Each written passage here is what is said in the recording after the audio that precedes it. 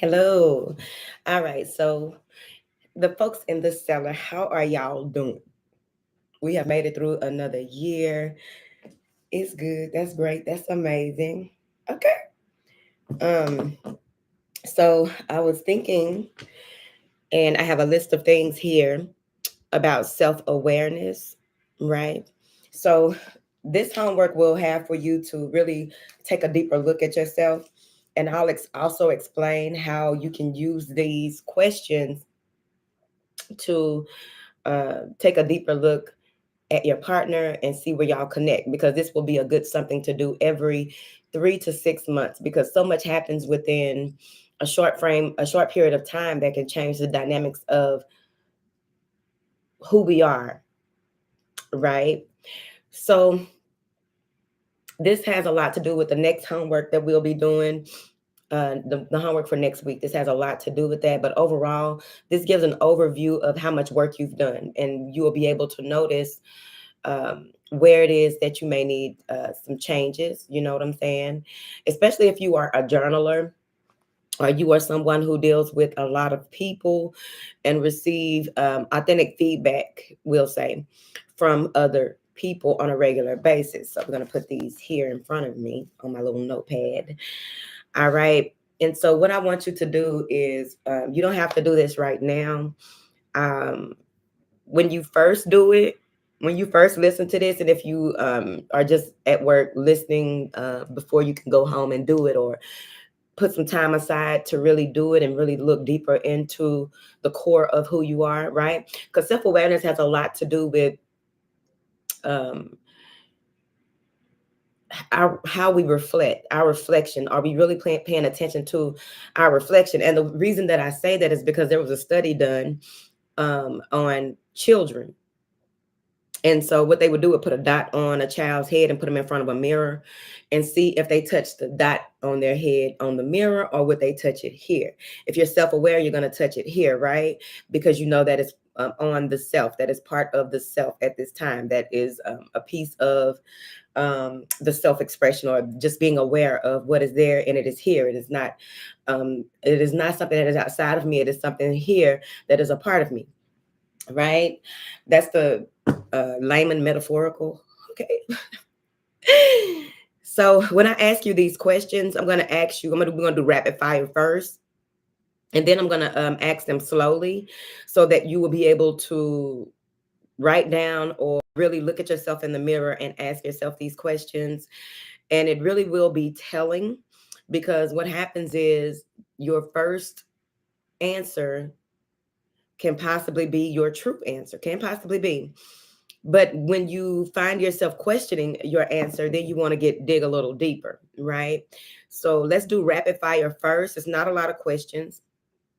So let's do rapid fire first, and then we will do it slower for when you have time to really sit with yourself in your space or in a mirror, whatever you choose to do, whatever you're called to do, to do this exercise, because it's going to be very telling. All right, y'all ready? Let's go. All right. So the first one is, how do you think? Say the first thing that comes to your mind. How do you think? Boom. All right. What does this person find meaningful? Because you're talking to yourself in third person. What does this person find meaningful? What is the person passionate about? What are their interests?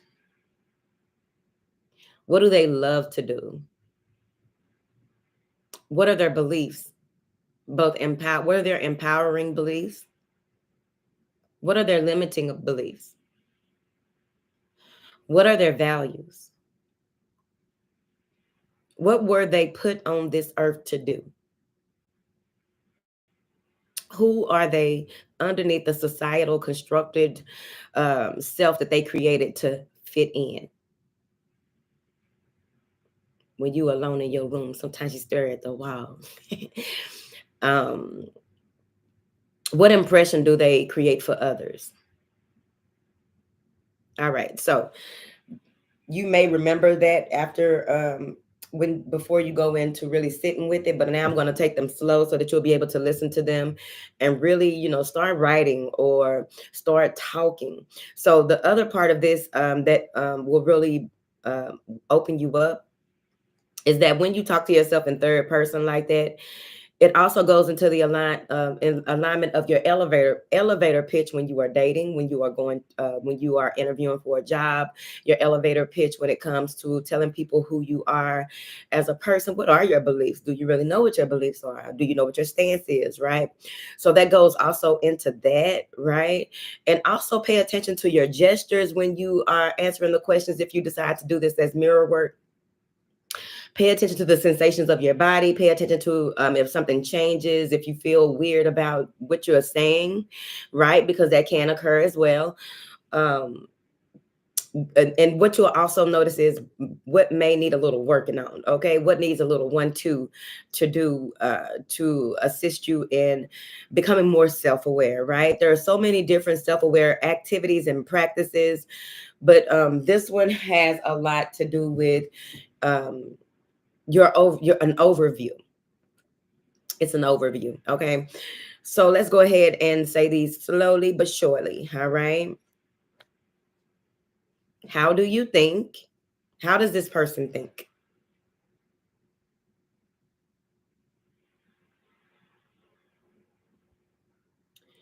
What does this person find meaningful?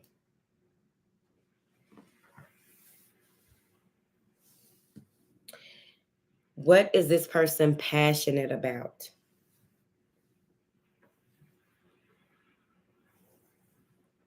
What are their interests?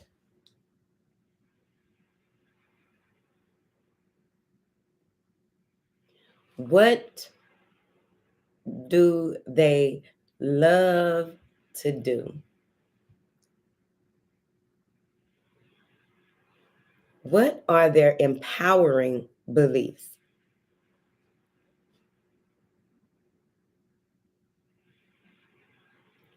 What are their limiting beliefs?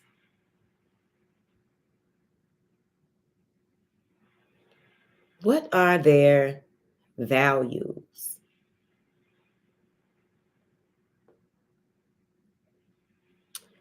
What was this person put on the earth to do?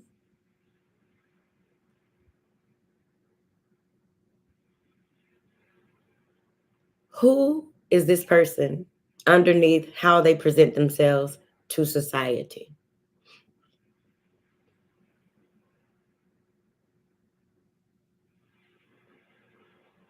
What impression does this person create for others?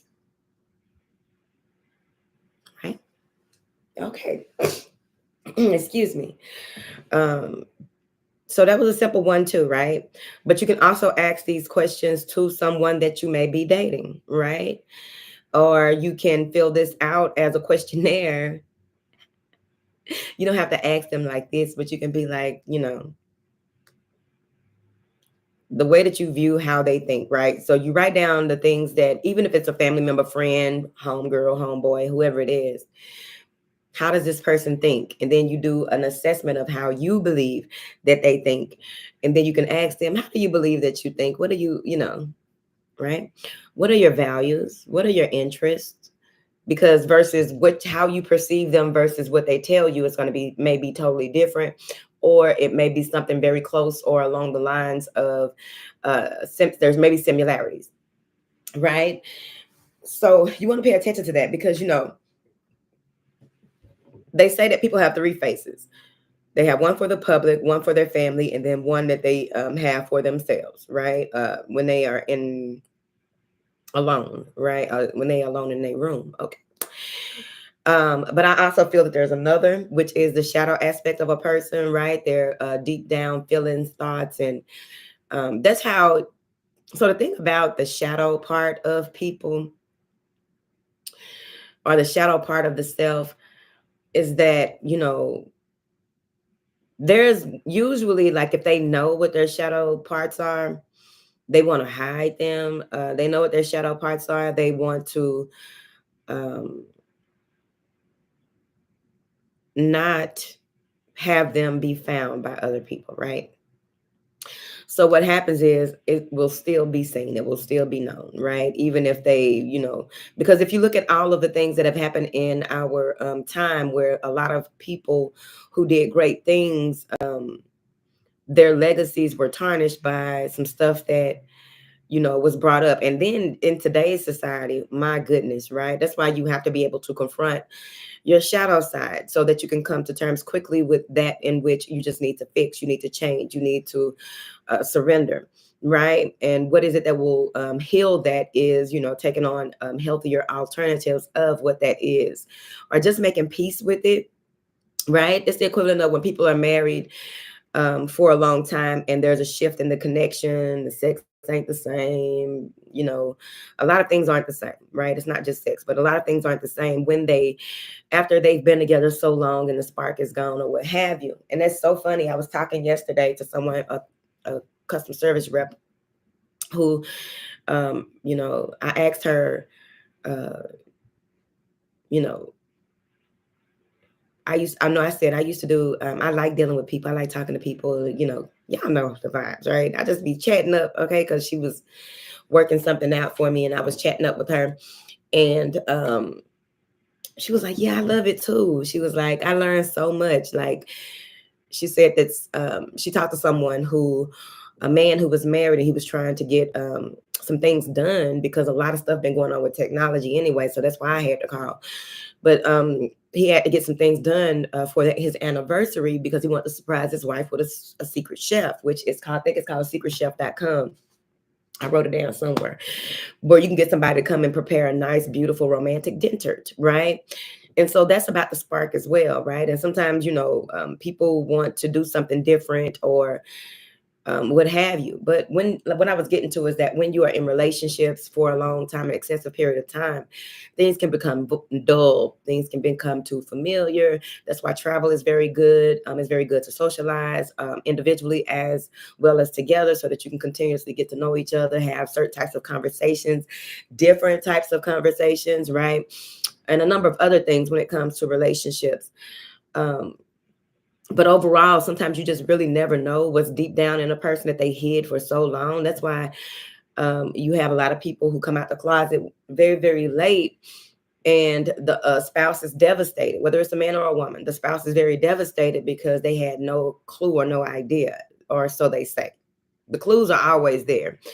Or, you have people who um, maybe one person is a prude and the other one isn't, because they consider a prude someone who doesn't do all the stuff that they want to do, basically. So this is the prude, this is the wild child, okay?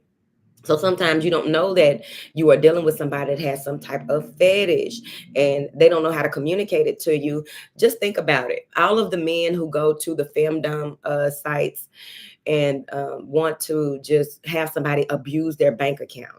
Like, this is a real thing. I think we talked about it before, but you have men who want women to abuse their bank account because they are in control of so much other stuff. They set aside enough money to have abuse, right? And so the dominatrix, what she does is, demand certain things and talks crazy to the man or whatever it is that the agreement says that she will do, for whatever it is she is demanding, basically. And so it's so funny because you would think that in this day and age, it shouldn't be hard to find someone to date who wouldn't mind. Okay, marry somebody who wouldn't mind. Okay, it's a natural thing. Like somebody who really wouldn't, like, oh, okay, that's what you like. Okay, so I say that to say that, it's important to get familiar with people all over again because, things change. You've changed, haven't you? Like, once you do this, you'll see how much you changed. Or if you still have some of the same beliefs and where you may need to maybe change up some things or add some things as well to your, I say, toolbox, right? So that's that on that. But I do find it very interesting when, dealing with couples. Communication is so important, and it's easier said than done about unconditional love, right? Because we really have to forgive certain things, right? And sometimes it can be that, some things are so devastating or so um, peculiar, because it's very peculiar when we come across people who don't at the least adhere to um, their natural responsibilities, because we all have natural responsibilities aside from the, pay your bills, do this, do that, be cordial, blah, blah, blah. Okay. But we have natural responsibilities that we have innate wisdom, we have the innate ability to access that information very young. And if we hold to that, right, if we haven't been, pushed into a space, I call it pushed into a corner, pushed into a space where we are afraid of doing certain things because we've been so victimized and so harmed, and we've been harmed in a certain type of way that has us to close off or separate or have some type of separation in the mentality, which is considered, what is it? Not split personalities. What is it called? Borderline personality disorder or some shit like that. Right? So it's just very important to be mindful of that when it comes to dealing with people, because the sooner that, because the sooner that we come into a space and come to terms with what is happening in our life, especially in our partnerships, right? Okay. So what's rampant in this world? Mm, mm, mm, mm. What's rampant in this world is that people are sticking around longer than they should. What's rampant in this world is people are nurturing situations longer than they should. What's rampant in this world is people are still looking for some type of validation outside of themselves. What's rampant in this world is people are still seeking what love is instead of finding what it is and then cultivating and refining that within the self, right? And fixing the parts of themselves that they feel that there's something missing that they're looking for outside of themselves. So in order to fill a void, you have to know what you are filling it with, what steps need to be taken, what things do you need to do on a daily basis to fill that void. It doesn't happen overnight, because oftentimes people go into a space where I'm just going to be single and I'm going to just not, I give up on women. I give up on men. Okay, whatever. I give up on that because I'm just tired. There's nothing in here, there. Well, it's not what you are viewing, it's how you are viewing it and where you are viewing it. Because sometimes you can be in the wrong dating pool or the wrong areas, or experiencing the wrong type of people and environments, right? So it goes into filling that void. But what do you fill that void with, right? If you fill it with mud, that's what you're going to get, okay? Some slowly heavy sinking shit, okay? Mud ain't nothing but mud, water and dirt. Okay, so it's like you feeling your emotions, you're pouring your emotions into sand and creating mud. So it's very important to be mindful of that, because I do understand that everybody wants somebody. Okay, they say that it's important that a man not be alone. Okay, man, woman, man, whoever. So that's not to say that everybody wants a life partner. Everybody doesn't want a marriage or what have you, but still there are things that need to be worked on, and we have to have reflections of um, ourselves, as well as some type of bouncing off of sorts, right? Interacting with people on a regular basis and bouncing off of those people, not only ideas, feelings, thoughts, and having experiences, is just important. Like, I don't know how many times when I was younger I would be like, I give up, because ain't no ain't nobody going. Oh, my phone ringing, hold on.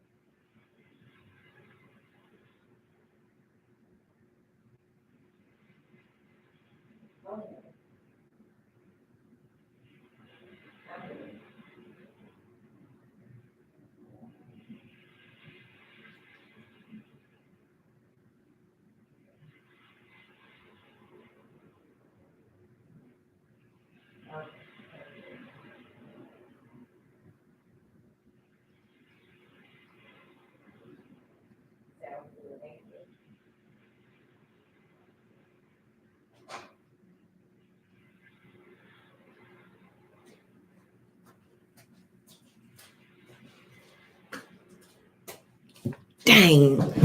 I forgot where I was about love and relationships, but partnerships. Oh, when I was younger, I gave up on.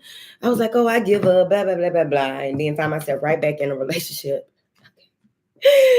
And people used to be like, how she keep get like, how did she get a man?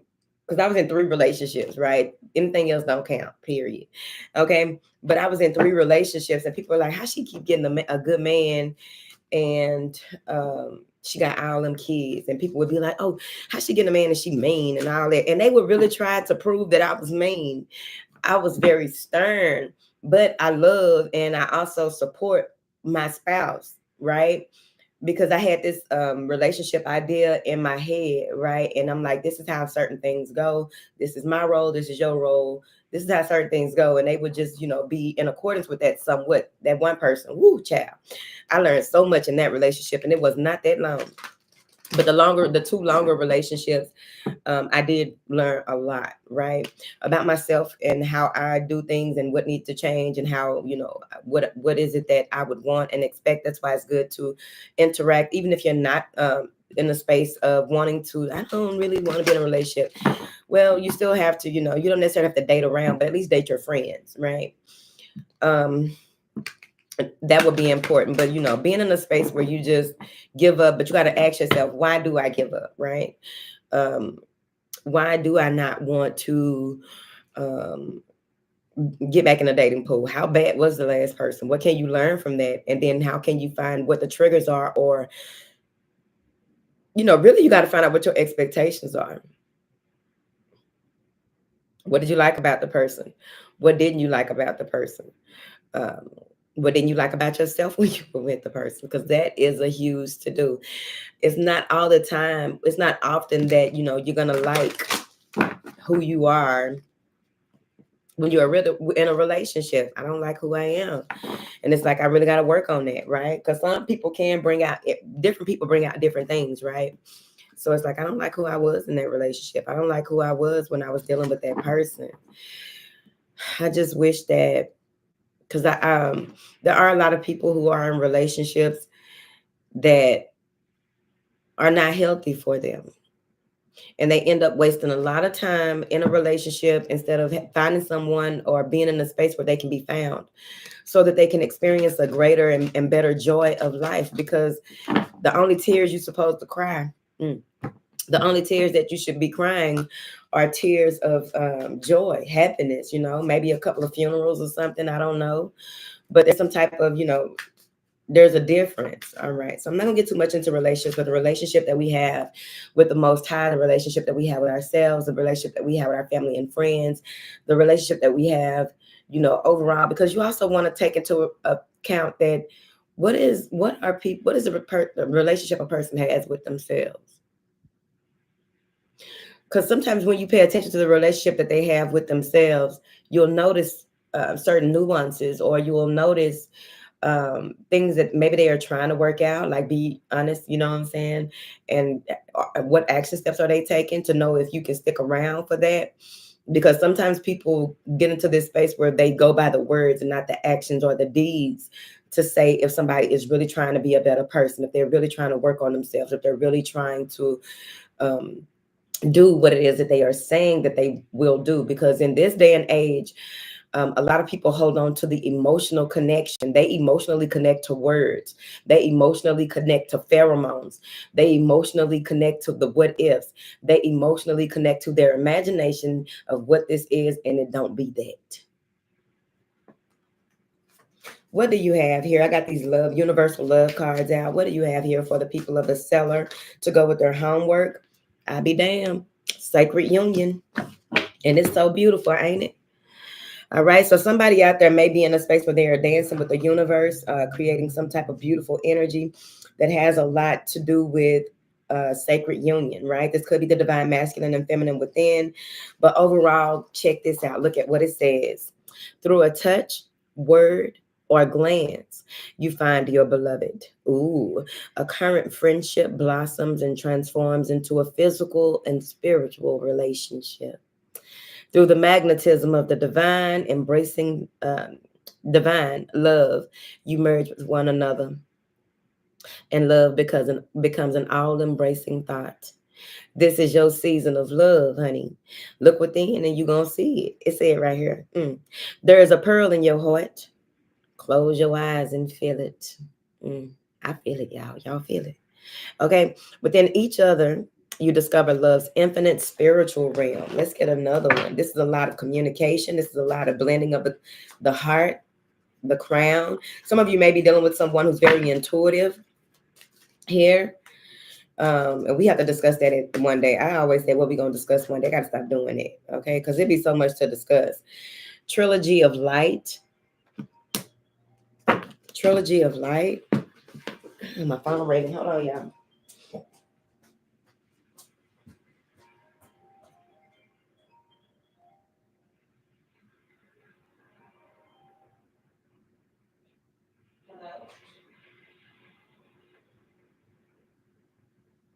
Man, hello. What's up? Where you headed to? Okay. Why you sound like that, bro? Like, what is going on? Oh, okay. All right. Bye. Okay, Trilogy of Light. All right.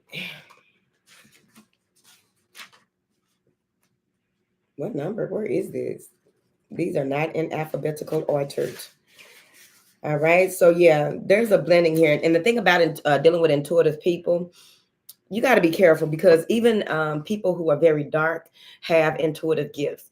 And the thing about dark people with intuitive gifts, you know what that means: manipulation, psychotic as hell, um, extremely possessive. They utilize those gifts and do the things. They can read your body language. They can read your thoughts. They can, pay attention to everything that you do and how you do it. They know, like, for instance, I've met people in my life who I was just like, this person not only is extremely sexual, right? But this person is so tapped into their feminine side that they know every angle, every crevice of a woman's body, no matter if she's big, small, petite, medium, whatever, no matter the size, no matter the thighs. These types of people know every crevice, every word to say, they know how to dress, they know how to smell, they know how to wine and dine you and all of that, right? They just know everything, right? So you have to be very careful and not have, like I told a narc one time, I was like, baby, I don't mess with you like that. Because I will be honest, and sometimes I'm too honest. I'm honest to a fault. And I was like, baby, I don't mess with you like that. I was like, my heart and my coochie, they do not connect, right? And this person, before they started doing some dastardly stuff, this person was like, yeah, but he was like, he did this little gesture like it was coming up from my coochie to my heart, but it go up and through there and like this. I was like, that is not how this works, And so I had to prove that. I just can't talk about it. I have to show you what I'm talking about, right? So there's some interesting people out here in this world, and I really do try to make sure that I help to educate the younger girls about, some of the things that go on out here in this world, because oftentimes they, when you put your emotions ahead of your head, you fucked up. Okay. You fuck up. So the Trilogy of Light says the image on this card symbolizes the template of creation, abstract energy. All right. Spiraling into formation, drops down into consciousness. All right. If you have chosen this card today, be aware that the wheel is set in motion. An abstract idea that you've had floating around in your subconscious is about to surface, honey, in your conscious mind. Pay attention to new ideas over the coming days. One of these ideas is a seed for the new beginning of something completely new. So this could also be that some of y'all are meeting somebody new. All right, you're manifesting that. But it can also be of course, a project, some creative endeavor, which I strongly recommend, whether it's painting something, drawing something, rearranging your space, whatever it is. This is love in the water. It's all green by the water. Solar plexus and the heart chakra popping in the water. All right. Keep charging ahead and don't take no for an answer. Mystique. new psychic experiences. I'm gonna leave it there. So expect the unexpected. Be excited. Be filled with joy. Be mindful of your words because you will attract the birds. Okay. And if you have to say words to try to fit in with people, if you got to do certain stuff to try to fit in with people, you already know that you are on the wrong track. Don't do that. Okay. Because what happens is you are lowering your frequency, lowering your value, lowering your self-worth to fit in with people who may not even need to be in your presence, no way, or you do not need to be in their presence. So if you got to do something out of the way, something that really may cause you to question yourself, question your life, okay, question who you are in the near future, that's going to be a no, because I feel a lot of beautiful energy coming through. I've been feeling it all week. I try my best not to. I think about 2 or 3 days ago, I woke up and I was like, I don't know, what is this? I ain't like it. And so I went back to sleep. And I remember somebody telling me that when I wake up, I wake up. I'm not going back to sleep. I'm like, I have to do a redo. Let's figure this out right quick. I'm going back to sleep for a little 1-2. Okay. Because number one, what is going on? What is that? Okay. And then I woke back up and it was like, okay, that's what I'm used to. That's what I like. That's where, because I have my days where if I wake up and like, what is that? I switch it up, change it up, or go into deep meditation,